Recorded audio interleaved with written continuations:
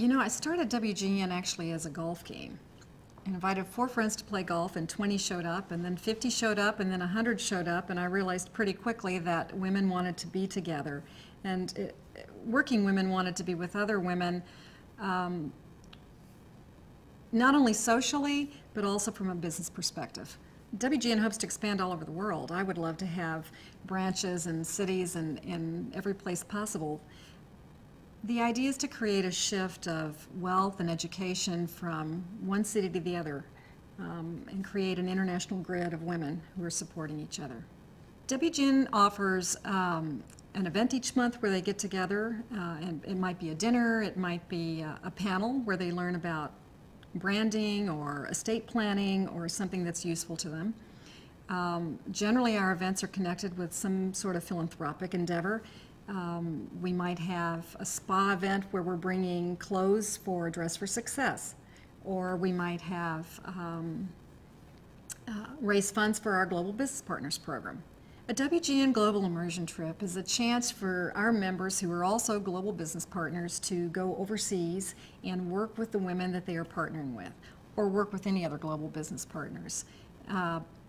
We try and make the trip sort of fun as well as educational for both of us, for the women that we're trying to help, and it's very educational for us as well, because you learn about new cultures and you learn what the needs of other people are around the world. So they've been extremely successful.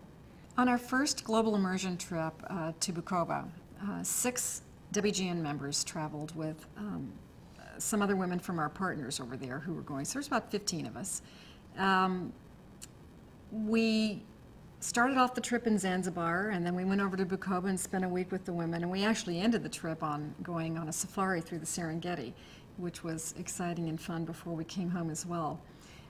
Working in the villages with the women, we did everything from just one-on-one conversation with them, listening to them, trying to offer ideas on maybe how they could do their businesses better, working at the educational center that they have where they're trying to teach women too. The local group is trying to teach women about how to use computers, or even how to use sewing machines, or how to make jewelry. So we were active in that piece as well.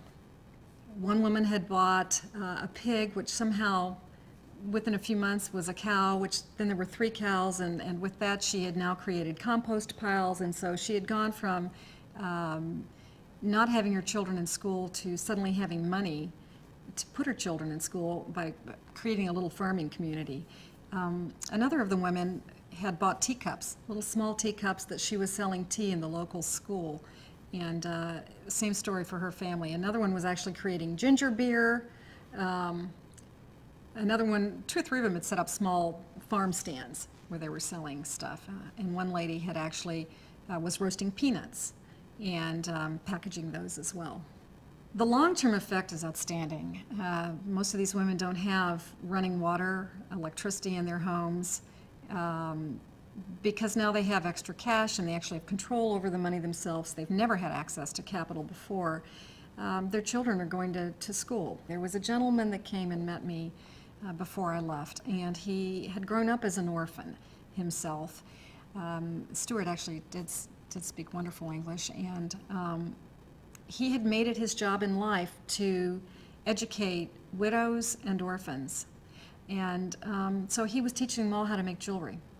And so I bought 100 necklaces and brought them back, and we're now trying to begin to sell the products of these orphans and widows, and we've created another partnership with them as well.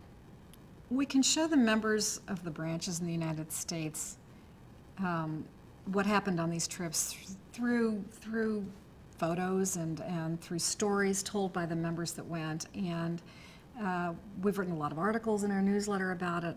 The members that went have written a lot of articles as well. I think that what the members continually say when we show them these pictures and we tell them about these stories is everyone is very aware of the fact that they need a personal connection with the person on the other side of the planet. They want to know where their money's going. They want to know that if they donate $200 or to an institution, that they're going to actually see the person that got the money. They don't want to write a check to a large organization where they don't actually see where it goes. On the WGN website, we show the member next to the woman who received the money, and they have the chance to go meet that person. They know that they can have a significant impact on the person who they're helping, and that is what sets WGN apart, is that they have a chance to have this connection, personal at the events, local personal connections, and this personal connection with someone else around the world that they will impact. My personal vision for WGN is that there'll be sort of a paradigm shift of wealth. So many times we talk about, putting money into underdeveloped nations and trying to find ways to help these projects, but it needs to be at a grassroots level. And when you get women together all around the world and they each come together in small ways to help another woman, it will affect change at a huge level, like a wave. And that's what I see for WGN, and I'm watching it happen every day. WGN has changed my life. I mean, the Global Business Partners Program is an expansive program because it allows you to see past your local community into the world around you. So it's a very expansive personal program where you really are quite aware of what's going on in other places. To actually meet the women that we're working with and personally connect with them is what changed my life. It would be wonderful if corporations would get involved with us and have a lot of their young women that are working in the corporations join WGN and get mentored by other women farther down the path. I think it would be good for all young women, both at WGN and at the corporations. We also have a number of corporations that have come in as global business partners with us. Many of the corporations today do matching grants. At Christmas, when their employees donate money for a philanthropic endeavor, the corporation will do matching funds for them, and that's exactly what happened in my company this last year. They matched 13 women, and so that's 13 more women that got funded.